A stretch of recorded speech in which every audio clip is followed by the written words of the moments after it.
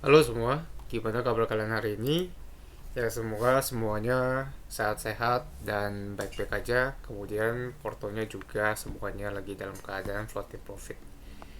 Nah, di video kali ini gue mau bahas dua saham yang menurut gue secara taktikalnya lumayan menarik untuk diperhatikan. Gak usah lama-lama, kita langsung aja masuk ke saham pertama yang mau kita bahas di sini. Ada saham SSMS.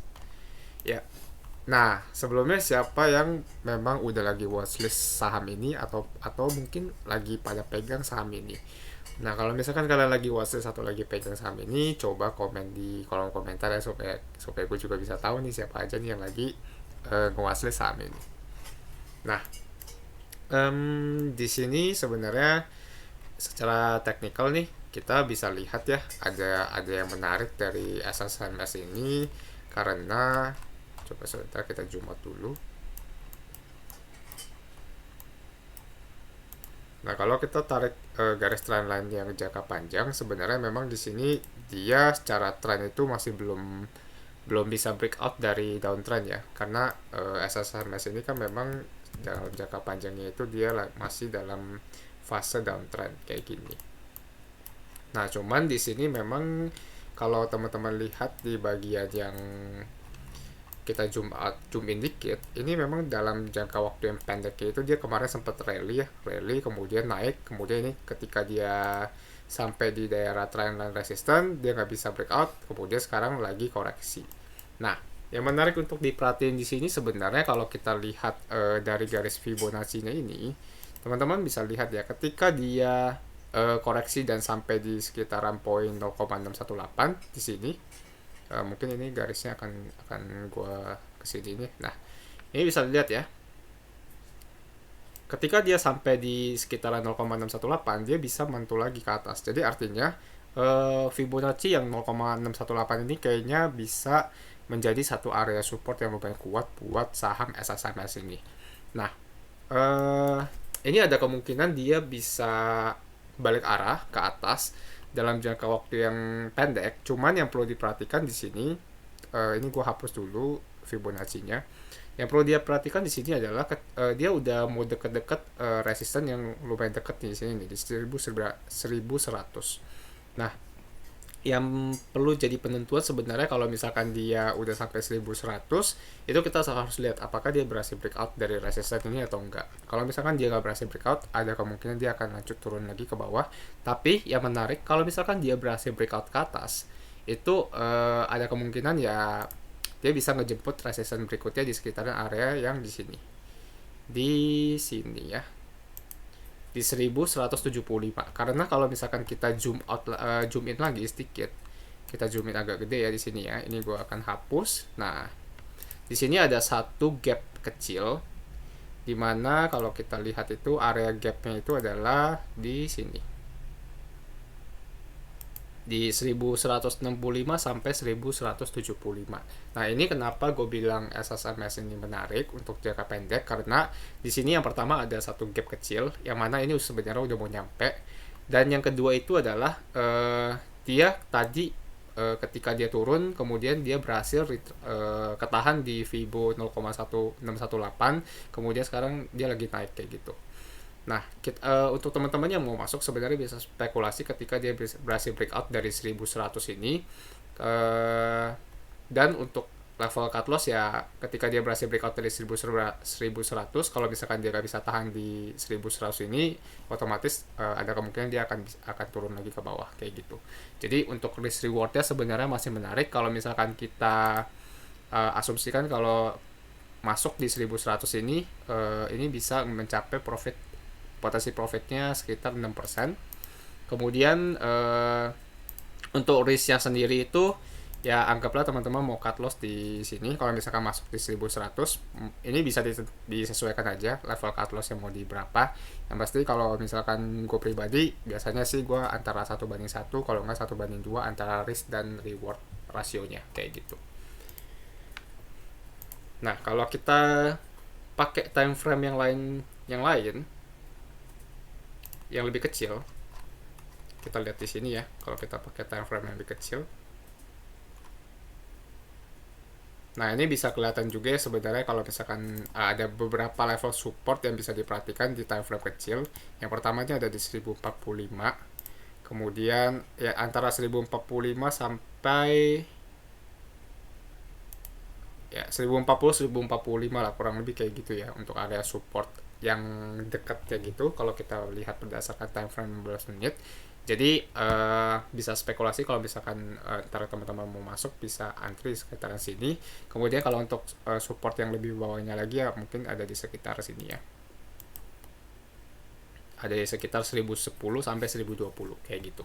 Jadi untuk nanti trading plan-nya itu silakan di susun masing-masing berdasarkan risk reward yang bisa kalian terima kayak gitu.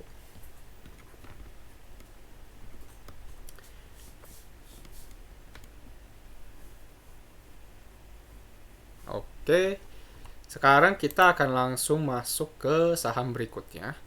Nah, di saham di saham berikutnya ini sebenarnya ada satu saham banget yang menarik menurut menurut gua. Cuman eh untuk kondisinya saat ini sih dia memang sudah naik lumayan banyak ya.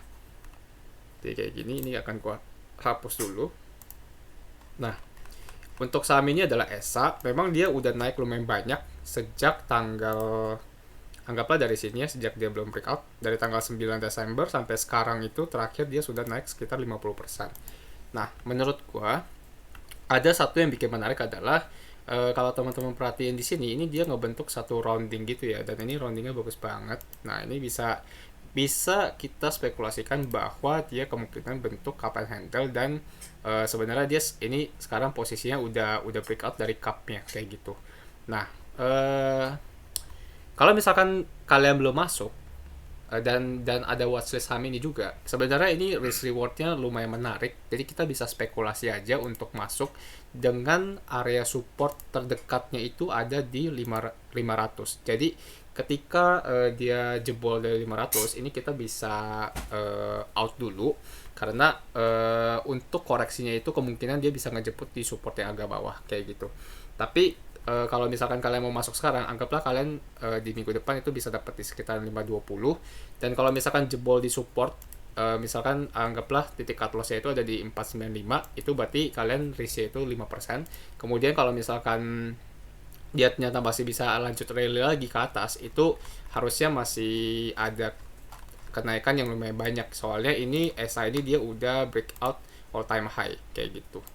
Nah, biasanya untuk saham-saham yang breakout all time high ini harusnya sih kalau misalkan dia beneran breakout itu apa ya, jalannya masih bisa lumayan kenceng sih naik ya kayak gitu. Cuman tetap harus diperhatiin kalau misalkan kalian yang baru mau masuk nih, baru masuk itu sebaiknya sih kalau misalkan dia jebol 500, gue saranin untuk out dulu aja, karena nanti coba kita jemput di bawah lagi. Nah, itu untuk kalau mau yang spekulasi masuk di sekarang ya. Nah, kalau misalkan kalian mau nunggu, kalau misalkan dia jebol 500 ternyata agak tahan, nggak bisa breakout all time high-nya dan jebol 500, itu kira-kira level support yang bisa diperhatiin tuh di mana sih? Nah, kita coba lihat di Fibonacci-nya. Kita tarik Fibonacci-nya, kita akan spekulasiin di sekitar sini. Kalau berdasarkan Fibonacci kita bisa perhatiin beberapa area ini ya. Yang pertama di titik 0,5 sama di titik 0,618 kayak gitu. Nah, nanti kita akan bandingin di titik 0,618-nya di sini ya. Nah, terus ini Fibonya gue hapus dulu aja. Nah, kita lihat ya, di sini kan untuk basic support dan basic supportnya ini kan ada di sekitar sini juga ya. Jadi kita akan bisa spekulasi kalau ketika dia jatuh jebol dari 500, itu kemungkinan kita bisa spekulasi untuk masuk di sekitaran sini di antara 400 sampai 425 kayak gitu. Ini untuk area supportnya. Nah, jadi sekarang untuk ESA ini ada dua plan nih.